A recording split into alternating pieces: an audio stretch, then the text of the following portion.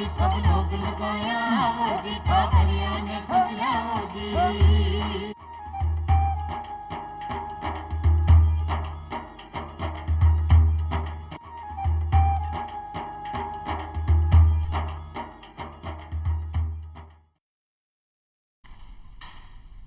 चौपाल देखबाड़ा सबला भाया और बहना ने राम राम साहब।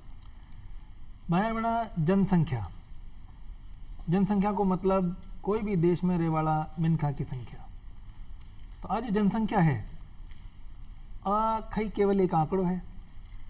भारत का संदर्भ में अगर आप बात करा तो जो भारत की बढ़ती जनसंख्या है, तो आज जो बढ़ती जनसंख्या है, बढ़ी हुई जनसंख्या है, इन्हें अपन संसाधन के रूप में देखना चाहे, अपनी धरोहर के रूप में देखना चाहे, या बढ़ती जनसंख्या एक समस्या भी है।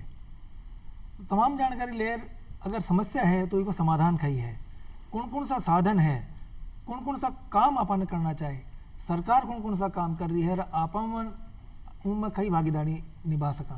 तमाम जानकारी लेर आज अपने कार्यक्रम में डॉक्टर गिरीश जी द्विवेदी साहब मौजूद हैं। राम राम साहब। डॉक्टर साहब परियोजना निदेशक हैं परिवार कल्याण का, और दूसरे विशेषज्ञ के रूप में हैं डॉक्टर सुमन मौर्य जी।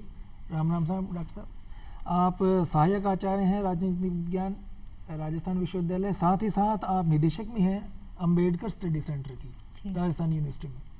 तो दोनों मेहमानों को बहुत बहुत स्वागत है। सबसे पहले डॉक्टर सुमन मौर्य जी, आपसे मैं ये जानना चाहूँगा जो जनसंख्या दिवस है वो कई है, इन आप क्यों मनावा और कब मना रहे हैं? देखिए, राष्ट्रीय जनसंख्या दिवस जो कि 11 जुलाई को मनाया जाता है, 1987 में जो जनसंख्या है वो 5 अरब हो चुकी थी। उसके पश्चात ये निर्णय लिया गया, एक जो अर्थशास्त्री थे केसी जैकरिया, जिन्होंने ये निर्णय लिया कि इसको विश्व जनसंख्या दिवस के रूप में 11 जुलाई 1989 से प्रतिवर्ष मनाते आ रहे हैं। तब से हम प्रतिवर्ष इसको विश्व जनसंख्या दिवस के रूप में मना रहे हैं। अब यदि देखा जाए तो क्यों हम विश्व जनसंख्या दिवस को मना रहे हैं, इसका कारण क्या है? जनसंख्या जो है वो एक माना जाता है कि बढ़ती जनसंख्या विश्व के लिए, देश के लिए खतरा है, समस्या है, चुनौती है।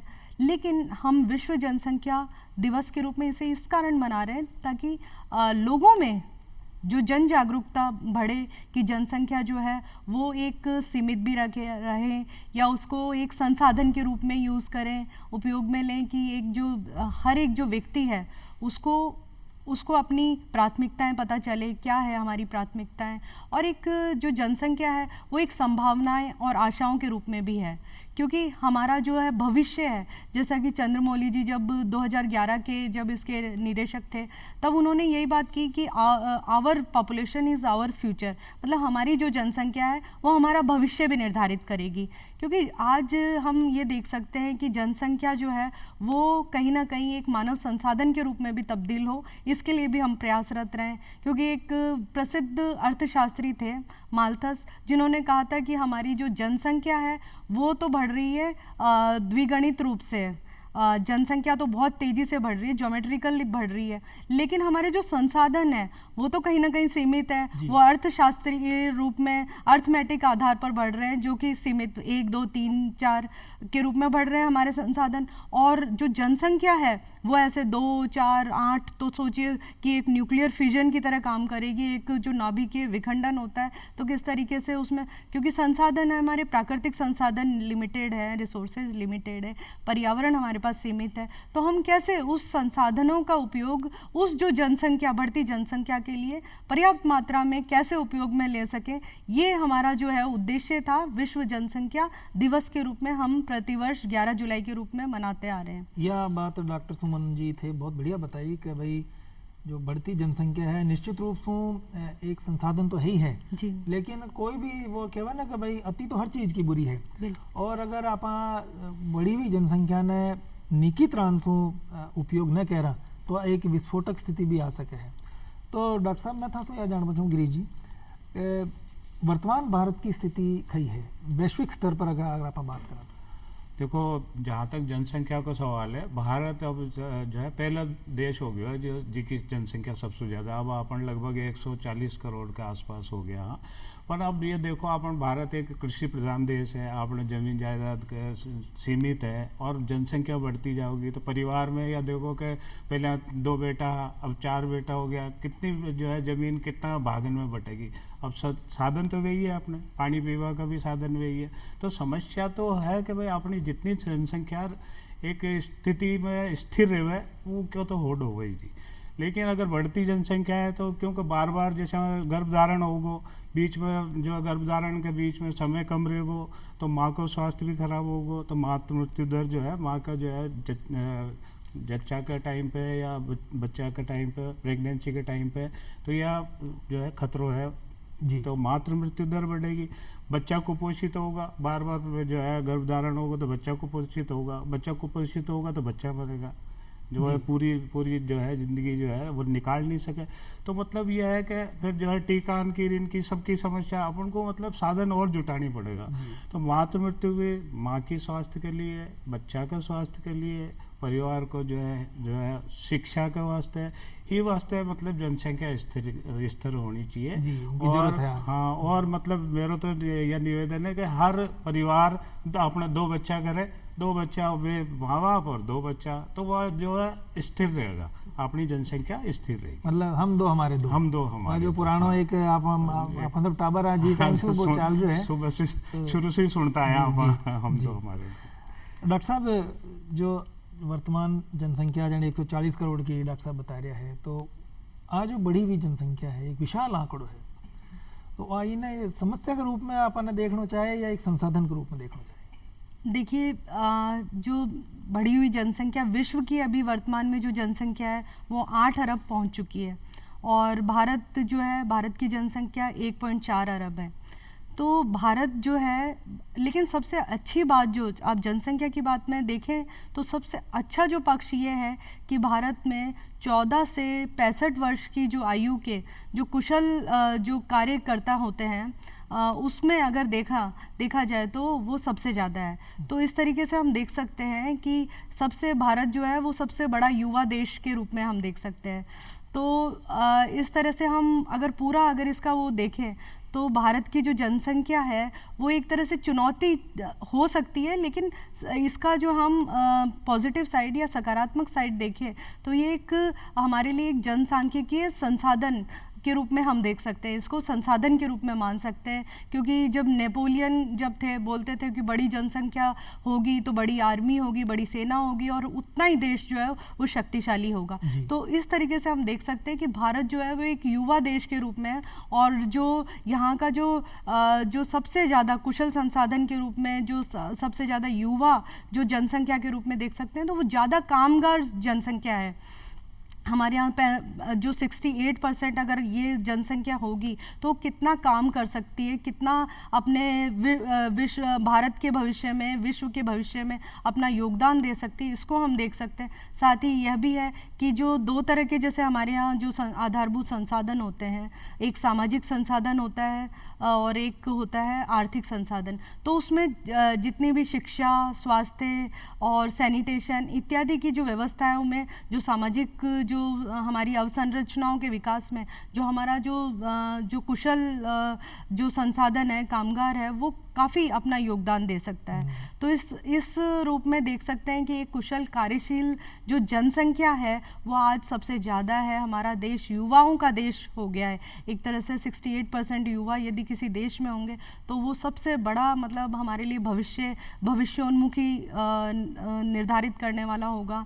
क्योंकि आज अगर जितने भी कौशल विकास हैं या कृषि सेक्टर है, जितने भी जो उत्पादक और जो अनुत्पादक सेक्टर है, हमारे जो अर्थव्यवस्था का मुख्य सोर्स होता है, उसमें उनका बहुत बड़ा योगदान हो सकता है और देश के विकास में बहुत महत्वपूर्ण भूमिका निभा सकते हैं।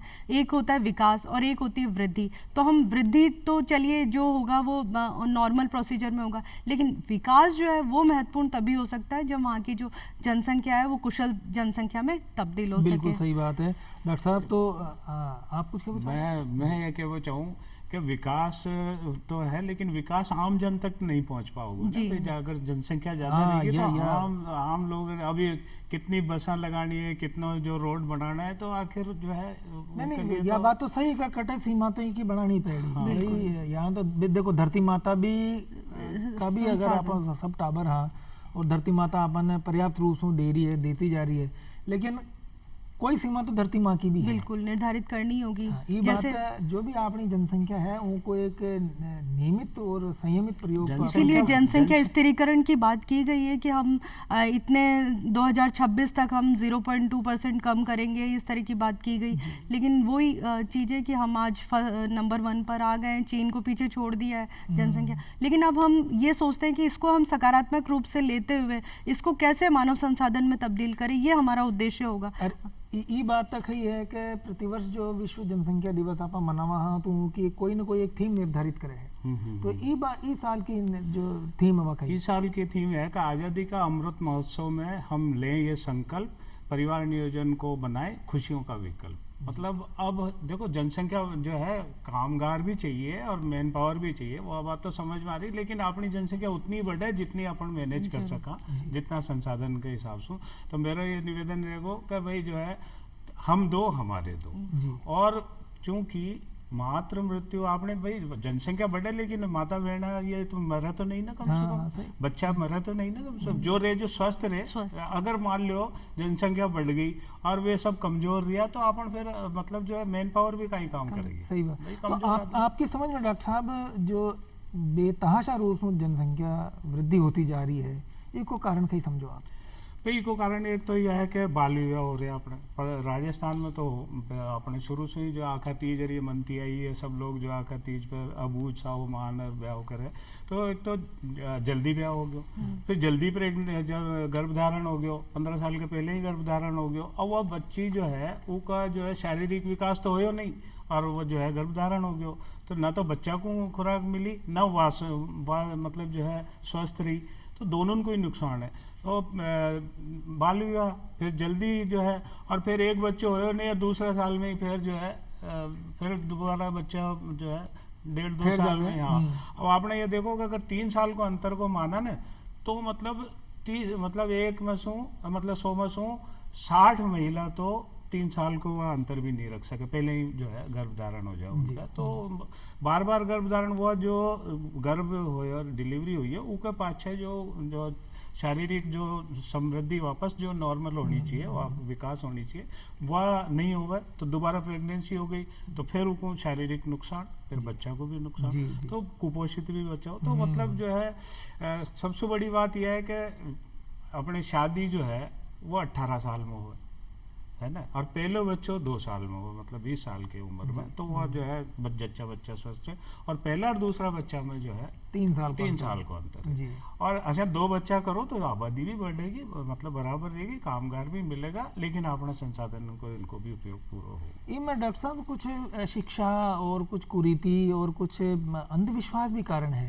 बहुत सारे लोग इन्हें मानक होने कि भाई मैं ये जो परिवार कल्याण का, परिवार नियोजन का साधन है, और अपना बाजू कमी आ जावे है, कोई नपुंसकता आ जावे, शान की बात भी है।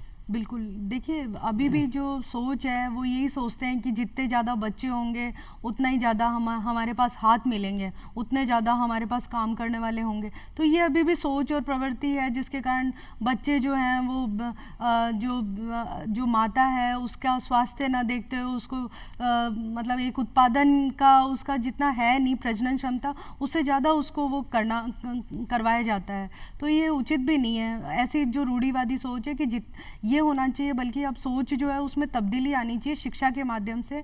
और ऐसा सरकार भी नई पहल, नई किट योजना चला रही है, या मिशन जो स्वास्थ्य मिशन योजना, उसके माध्यम से ये प्रयास कर रही है।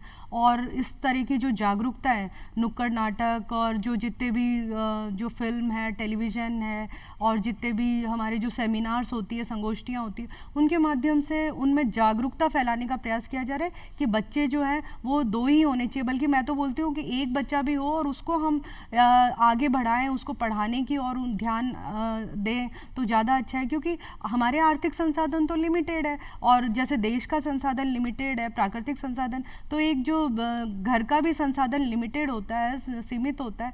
तो उस दृष्टि से उनको ये प्रयास करना चाहिए कि अगर एक बच्चा है तो उसको हम आगे लाने का प्रयास करें, 2 बच्चे हैं तो उनको, बल्कि ये सोचे कि आगे की हमारे जो है जितने बच्चे होंगे उतने हाथ होंगे उतने हमें आगे सहायता मिलेगी। ये जो सोच है उस प्रवृत्ति से बचना होगा, क्योंकि अगर इस तरह की सोच रखेंगे तो बच्चे होते जाएंगे और संसाधन हमारे सीमित होते जाएंगे और ये जो जनसंख्या है कभी भी सकारात्मक ना होकर, रचनात्मक ना होकर और विकास के सोपानों की तरफ ना जाकर वो नकारात्मक दिशा की तरफ जाएगी, जिससे कि देश का और हर तरफ से हर दिशा में जो है प्रगति अवरुद्ध होगी। तो इस चीज़ को ध्यान रखना चाहिए कि चाहे वो ग्रामीण जनसंख्या, उसमें माताओं को भी अपनी पहल करनी होगी, क्योंकि उनको निर्णय निर्माण में उनको शामिल ही नहीं किया जाता, जो महिलाओं को शामिल ही नहीं किया जाता। उनको उनको पता भी नहीं होता कि बच्चा लग गया अब, और फिर वो बस आगे फिर उनको कई बार तो मातृत्व मृत्यु दर जो है वो इसी कारण बढ़ जाती है। फिर जो बच्चा है घर में पल रहा शिशु है वो भी कमज़ोर होगा। तो अब लेकिन अच्छी पहल है कि जो चिकित्सकीय जैसे PCPNDT एक्ट आ गया, और तो उससे पहले क्या होता था कि माताओं को बार बार उनके घर में ही ये पता लगा लिया जाता था कि कौन सा शिशु है। तो ये जो मेल शिशु की प्राथमिकता है, मतलब एक लड़के को ही अपना कि लड़का ही वंश, लड़के की चाह और लड़का ही वंश चलाएगा, इस तरह की जो प्रवृत्ति है उसके कारण भी जो जनसंख्या है वो निरंतर बढ़ रही है। तो ऐसी सोच के छोड़ के ऐसी जो कुप्रवृत्तियों को ना सोचे और ये सोचे कि लड़कियां भी आगे बढ़ रही है। आज तो हमारी जो महामहिम जो राष्ट्रपति जी हैं वो भी महिला हैं, हमारे जो बड़े शीर्ष नेतृत्व पद पर रह चुकी है महिलाएं। तो इस तरह की सोच जो है विकसित करनी चाहिए कि चाहे लड़का हो या लड़की है, उसे अच्छी शिक्षा देनी है, उसको अच्छा स्वास्थ्य बनाना है, उसको पोषण युक्त भोजन कराना है, उसको आगे बढ़ाना है। ये जब तक मंशा नहीं होगी तब तक जो है ये प्रवृत्तियां चलती रहेंगी। सही बात है कि मातान में जब तक शिक्षा नहीं होगी ना, लड़कियों की जब तक शिक्षा नहीं होगी जब तक ये समस्या रहेगी, क्योंकि सारे निर्णय जो है वो सासू या जो पति वो करते हैं। जब तक खुद निर्णय नहीं लेगी कि भाई मेरा स्वास्थ्य मेरी जिम्मेदारी, तो तब तक वो ये नहीं सोच पाती कि मैं बार मतलब गर्भधारण से मेरे को नुकसान है। एक बार शिक्षा का अगर जो है, हालांकि अब पहले से तो शिक्षा का प्रचार काफी हो गया, पर जब तक लड़कियां माताएं ये नहीं समझेंगी कि मेरा स्वास्थ्य सिर्फ इसीलिए बिगड़ रहा है कि बार बार मेरे को बच्चे पैदा हो रहे हैं, अगर ये बात ध्यान में आ जाएगी तो ये सारी समस्या का जो है समाधान। नहीं, बहुत बार कहीं एक डॉक्टर साहब समझे भी है लेकिन बोल ना पावे है भाई जी, महिला की राय कौन ली जा रही है, वो महिला की बात मानवो तो एक बहुत आगे की बात है जी। अगर वो कोई प्रतिरोध भी करवो चाहे तो उनकी राय न तो महत्व ही आप कौन दे। अभी एक कमी है भारतीय जो एक धारणा है तो उन्हें बदलवा थोड़ा सा वक्त तो लागी। फिलहाल यह बताओ कि आपके विभाग की ओर से जनसंख्या नियंत्रण का प्रयास, विभाग की ओर से हमारा जो हम कहीं करना कि 15 साल से 49 साल की जो जितनी भी महिला है उनके एक तो रजिस्ट्रेशन करा, हम हमारी ANM बिल्कुल अपना जो है सब सेंटर की और रजिस्ट्रेशन करे, और जो ही मतलब जो है प्रेगनेंसी हो है तो उनको इंदराज करे है, प्रेगनेंसी हुई उनको फिर जो है सारी जो जांचा करवा है, जांचा करवा जो है फिर जब डिलीवरी तक उनको पूरा देखभाल करे। पहले जैसे डिलीवरी हुई तो उसके पाछे जो है गर्भ निरोधक का साधन वह जो है अपनावा की वह कोशिश करे, उसके पाछे जब 2 बच्चा हो जाए तो मतलब पूरा ऑपरेशन परमानेंट को। तो 2 तरह का साधन है हमारे।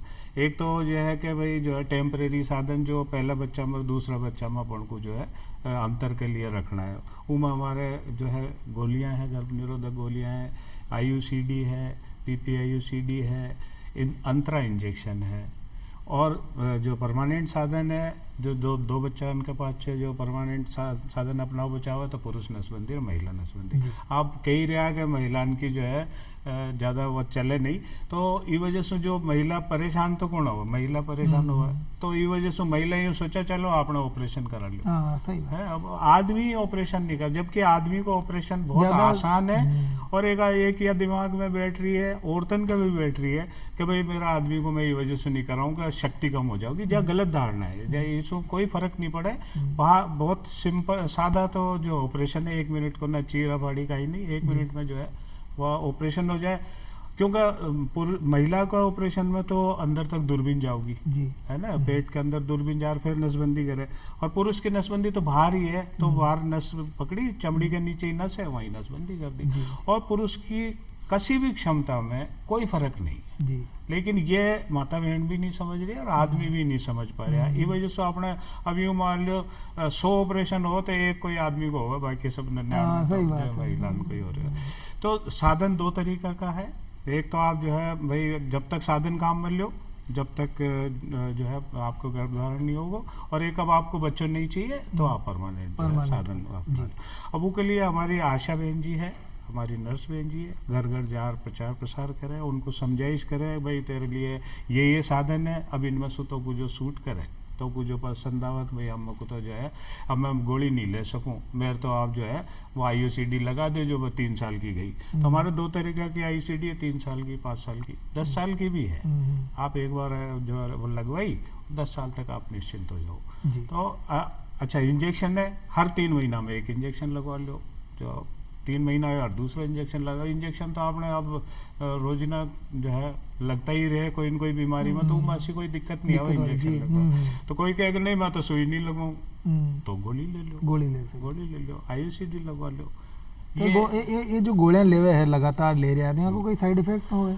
साइड इफेक्ट तो पहले हम एक बार देख लें कि भाई कोई को सूट करेगी कि नहीं, जैसे कोई BP नहीं होनी चाहिए, कोई और कोई जो है ब्रेस्ट की बीमारी नहीं होनी चाहिए। अच्छा हमने एक बार बना रखा कि भाई ये अगर कारण है तो ये कोई याद नहीं दे, हम तो ये समझा देते हैं, मतलब महिलाओं को बताती है हमारी नर्स बहन जी, और उसी हिसाब से हम उनको कहते हैं कि भाई आपको ये ठीक लगेगा, अब आप देख लो। आपको हमारे क्या है कि हम ये रखते हैं कि बास्केट ऑफ चॉइस, एक में जो है टोकरी में कई फल है, केला भी है, अमरूद भी है, ये सेब भी है, अभी मुझसे तुमको जो चोखर लगे जो तुम ले लो।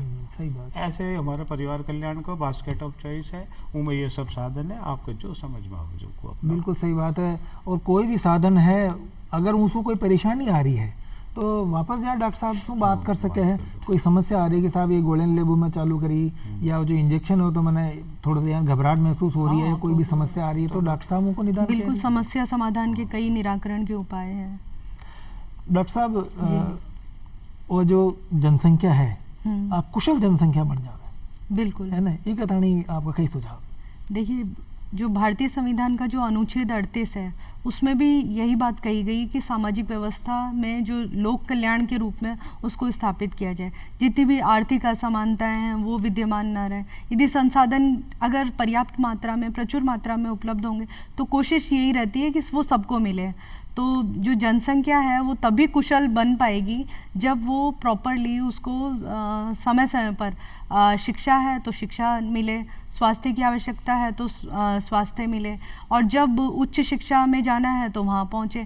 तो इस तरीके से अभी तो बहुत सारी जो योजनाएं हैं वो भी इस तरीके की काम कर रही है कि जिसके माध्यम से जो हमारी जो जनसंख्या है, हमारे जो बच्चे हैं, या जो शिक्षा के माध्यम से उच्च कौशल प्राप्त करके आगे बढ़ सके। तो ये तभी संभव है क्योंकि देखिए जो यूनाइटेड नेशंस पॉपुलेशन फंड है उसमें उसकी जो रिपोर्ट आती है हर साल, जो रिपोर्ट आती है उसमें यही बताया गया है कि भारतीय जो जनसंख्या है वो अभी सबसे अच्छी युवाओं का देश है। उसको हम अगर उस तरीके से यूज़ लेंगे कि वो कुशल जनसंख्या में तब्दील होंगे। अभी जो भारतीय जो नई शिक्षा नीति आई है उसमें भी यही बात की गई है कि जो शिक्षा में कौशल के विकास को ज़्यादा बढ़ावा दिया जाए। तो जब शिक्षा प्राप्त करेंगे, जब आगे बढ़ेंगे और हर तरह का जो ज्ञान रखेंगे, चहुमुखी और बहुमुखी विकास होगा, तो निश्चित रूप से वो कुशल संसाधन में तब्दील होंगे। यदि केवल और केवल इसीलिए कि भाई ये केवल मजदूरी करेंगे, मजदूरी कोई बुरा नहीं है, ना कोई व्यवसाय बुरा नहीं होता, लेकिन ये मानकर कि हाँ आगे आने वाले जो है शिक्षा से वंचित रख दें या उनको आगे बढ़ने का अवसर ही प्राप्त नहीं होगा, तो कैसे हमारे यहाँ जो है डॉक्टर APJ अब्दुल कलाम भी बने, वो भी किस परिवेश से निकल के बने, लेकिन कितने बड़े साइंटिस्ट बने। तो वो तभी हो सकता है जब वो उनको पर्याप्त मात्रा में संसाधन उपलब्ध करवाए जाएं, तभी आगे बढ़ सकते। चाहे वो बच्ची होगी, बच्ची भी साइंटिस्ट बन के आगे जा सकती है, बच्ची प्रशासनिक हलकों में जा सकती है और राजनीतिक स्तर पर भी अपना जो लोहा मनवा सकती है, तो हर क्षेत्र में उनका योगदान हो सकता है। कुछ मैं यूँ कहना चाह रहा हूँ कि अब आप संसाधन का या जो है विकास की तो बात कर रहे हो, लेकिन जो है नंबर की बात क्यों करें, आप संख्या के बजाय क्वालिटी की बात करें। बिल्कुल, संख्या तो यह है कि अपन छोटा काम करा, 50 काम करा, लेकिन मजबूत का आदमी हो तो जरा ढंग का आदमी तो ढंग का काम करा ना। गुणात्मकता ज्यादा महत्वपूर्ण है। विकसित देशन का विकासशील देश जो है उनका काम करा अपन, IT का काम करा अपन, क्यों जो है छोटा मोटा काम करा। तो आपने जितना बच्चा कम रहेगा उतनी अपनी क्वालिटी एजुकेशन रहेगी, क्वालिटी हेल्थ रहेगी सब। तो मेरा तो मानना यह है कि जनसंख्या नियंत्रित होनी चाहिए, ताकि जो है अपन मतलब जो है ना मजबूत आदमी पैदा करें। बिल्कुल, डॉक्टर गिरीश जी और डॉक्टर सुमन जी थे मगा कार्यक्रम में पधार्या, बहुत बढ़िया जानकारी दी था, घना धन्यवाद। और मारो तो वो यहाँ नहीं है कि भारत देश के तणी सबसे बढ़िया तो बात क्या है कि युवाओं की संख्या ज़्यादा है, और विवेकानंद क्या करता है कि भारत युवाओं का देश है। अगर युवा आपने सबसे ज़्यादा है तो निश्चित रूप से आप वो वक्त दूर कौन है जिसे भारत देश विश्व के सबसे उन्नत देशों में होई। और ये कतण यान है कि जो भी अटाका संसाधन है उनको नियमित और संयमित अपने प्रयोग करना पड़ी, अपने सीखवा की जरूरत है। तो बहुत बहुत धन्यवाद। राम राम।